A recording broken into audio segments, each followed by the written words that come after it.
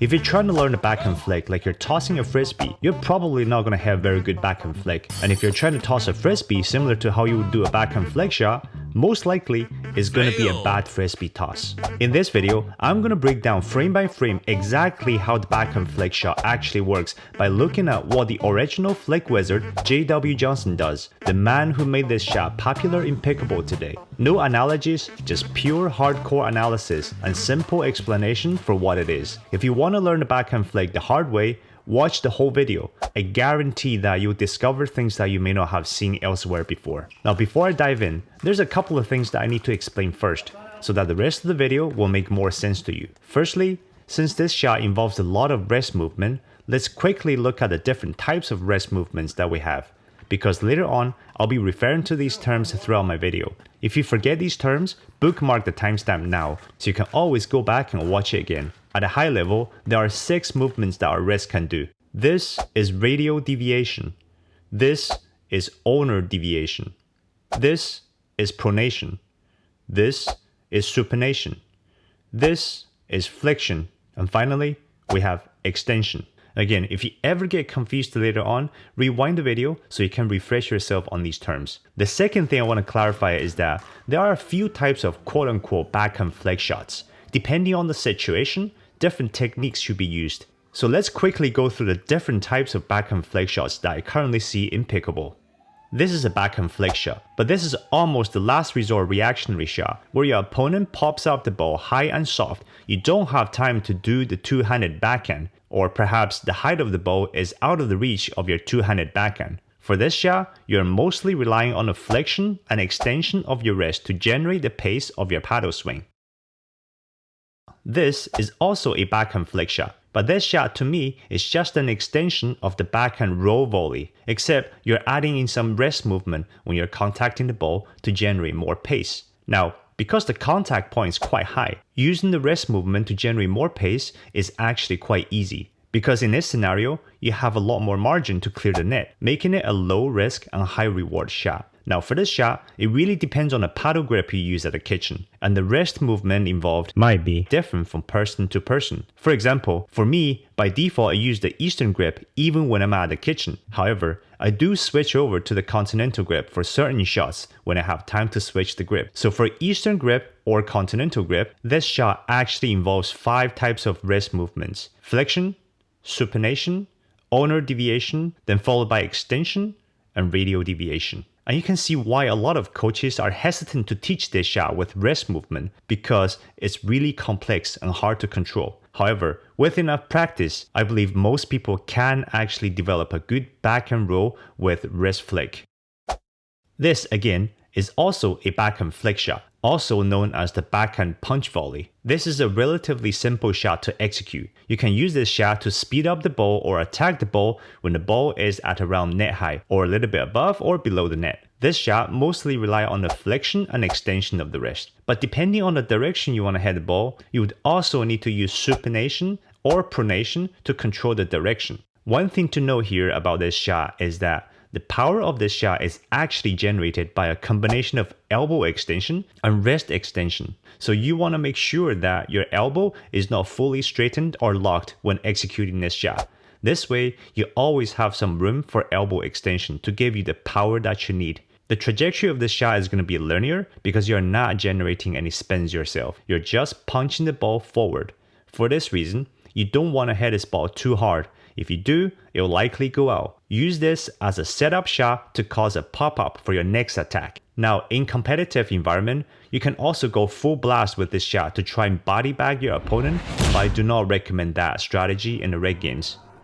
Now, this shot is the shot that I really want to dive in for this video. When someone says backhand flick, this is the shot that I'm thinking about, not the previous 3 shots that I mentioned. This is the shot that if you try to learn it as if you were tossing a frisbee, you will likely mess up the shot. This shot to me is a variation or extension of the backhand punch volley. In fact, for this shot, most of the power actually comes from the elbow extension rather than the wrist itself. This is why I believe it's the closest to backhand punch volley than any other shot in pickleball. If you don't believe me, let's take a look at how the flick wizard J.W. Johnson executes this shot to perfection.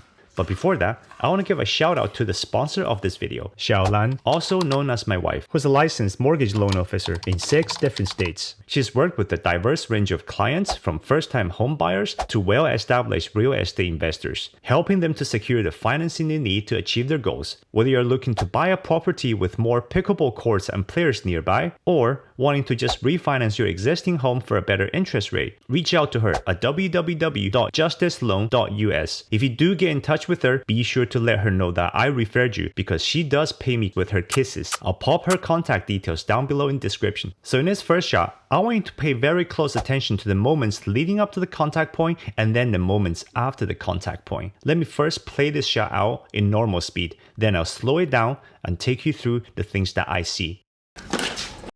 Great shot, very snappy, crisp, and it's definitely a flick. So satisfying even watching it. Now let's watch this again a quarter of the speed. Let me pause it right here. Watch his wrist right before the paddle makes contact with the ball. There's some flexion, ulnar deviation, and some pronation to his wrist. As a result, his paddle head is dipping down towards the ground. So there's a lot of things going on here already. If you have a flexible wrist, meaning a wrist that's capable of large degree of flexion, it's going to help a lot to make the paddle head dip down more easily. However, if you don't have a flexible wrist, it's definitely not the end of the world because you can still use your shoulder, arm, and elbow to compensate to achieve the desired paddle angle. However, it may reduce your reach slightly. The other important thing to mention here is that you want to have a loose grip on your paddle, because when your wrist is in this position already, your forearm is already very tense. If you then try to have a tight grip on your paddle, which also uses the forearm, then you would be overexerting your forearm, not only making this shot more stiff, less snappy, but also you'll tire yourself out very quickly. In worst case, it could even cause unwanted injuries. For me, when I execute this shot, my grip strength is about 3 or 4 out of 10, similar to how tight my grip is for my dinks. As J.W. Johnson makes contact with the ball,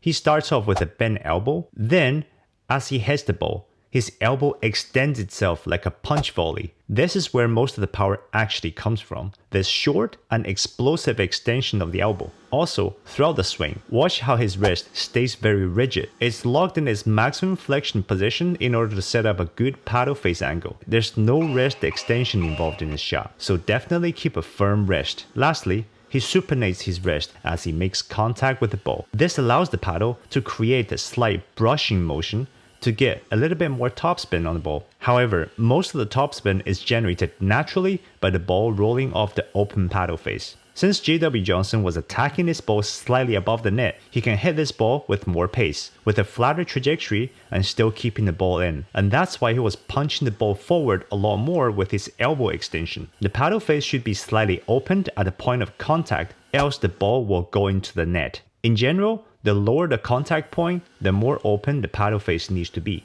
Now, after the ball already leaves the paddle, you then see the wrist continues to supinate for some time before he eventually stops. This is because the supination of his wrist at the point of contact was very explosive, and the momentum of the wrist just requires a bit more time to stop. Now, in this next shot, there's a couple of things that makes this second shot different and more difficult to execute. Firstly, this ball is quite low. You can see here that the point of contact is actually a few inches below the net. To attack a low ball like this, you cannot hit it very hard because the ball needs to go upwards in order to clear the net. If you hit it too hard, it'll be an out ball. Unless of course you're intentionally trying to body bag your opponent, but that's a different shot.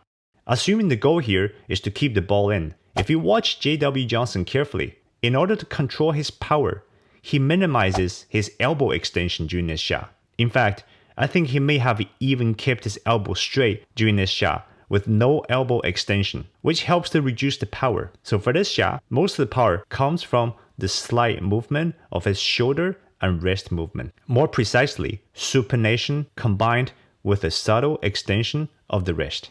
If you pay attention to the paddle movement around the point of contact, you'll see that the paddle is mostly moving up the way, lifting up the ball with topspin. There's very little forward momentum, which is probably what he wanted for this scenario. Well-controlled finesse shot. And as he finishes the shot, he was then able to quickly snap back the wrist and reset the paddle position. At this point, I hope you agree that when it comes to backhand flick shots, There really is no one size fits all. The technique may be different depending on each shot, so it's important that you go out there and experiment hitting this shot at different angles and different heights. Develop a feel for the amount of elbow extension and wrist movement needed to deal with each situation. Now, one important advice that I have for those who would like to learn this shot, and that is, do not over practice this shot. This shot puts a lot of strain on your wrist. Most people simply don't have strong enough wrist to handle too many repetitions in a short period of time. So definitely start off easy with your drills.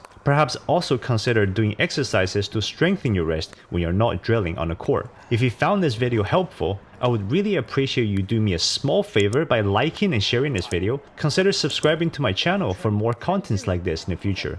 This is Super Duper Pickleball. Thank you for your attention.